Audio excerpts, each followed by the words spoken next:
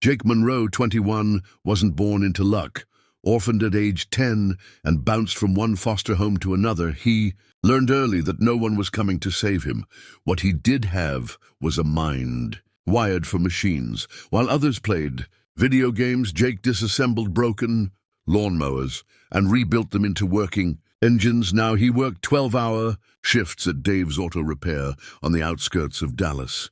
It wasn't fancy cracked floors, second-hand tools, and the constant hum of old fans, but it was honest.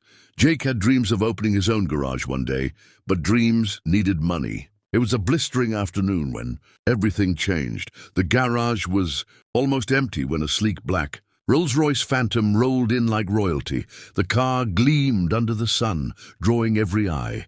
A sharply dressed driver stepped out and said, "Overheating, the boss needs it fixed fast. You got 30 minutes.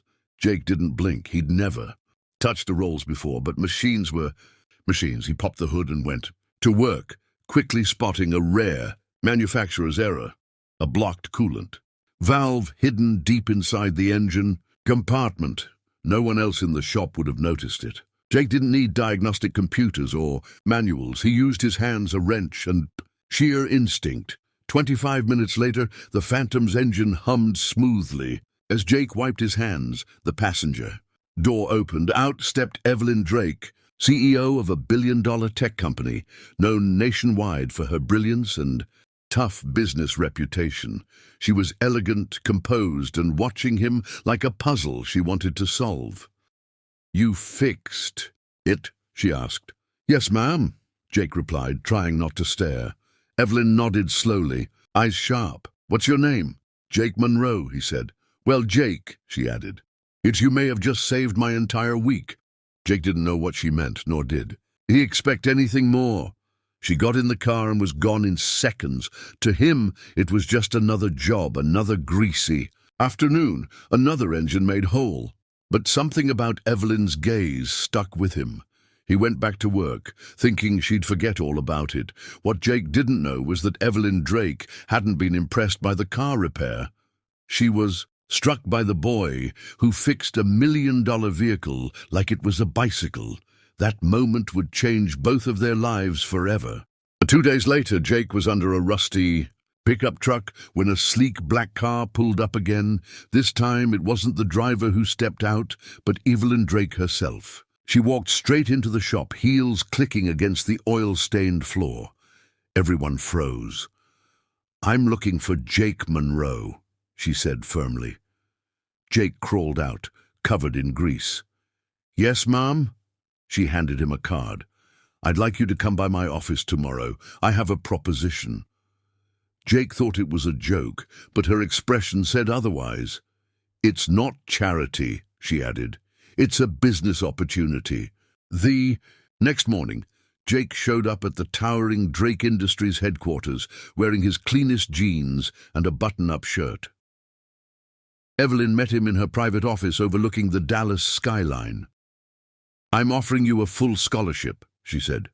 "Engineering school, the best. I'll cover everything, tuition, housing, tools. In return, you intern with my R&D team every summer." Jake was stunned. "Why me?" he asked. Evelyn smiled. "Because you spotted a fault in a system designed by experts. That takes raw talent, and I value talent more than pedigree." Jake sat speechless, heart pounding. This wasn't a dream. It was real. Jake accepted. Within weeks, he left his job at the garage and started classes at a top-tier engineering college. At first, he felt like an outsider. Most students came from elite prep schools, drove expensive cars, and had parents in high places. But Jake had something they didn't: grit. He studied harder, stayed later, and slowly gained respect. Evelyn kept her word too. Every summer, she had him work directly with her innovation team. He wasn't making coffee. He was helping design engines, test prototypes, and solve real problems. And every time he passed a Rolls-Royce on the street, he smiled. Years later, Jake stood on a stage wearing a graduation gown, valedictorian of his class. Evelyn was in the front row, clapping with quiet pride. He'd gone from orphaned grease monkey to rising star in automotive design. And it all started with a single act of attention. Evelyn eventually invited him to co-lead a new branch of her company, a division that trained and hired underprivileged youth in mechanical engineering. Jake agreed instantly. The kid, who once fixed engines just to survive, was now helping others build their futures because someone had once seen his worth when no one else had.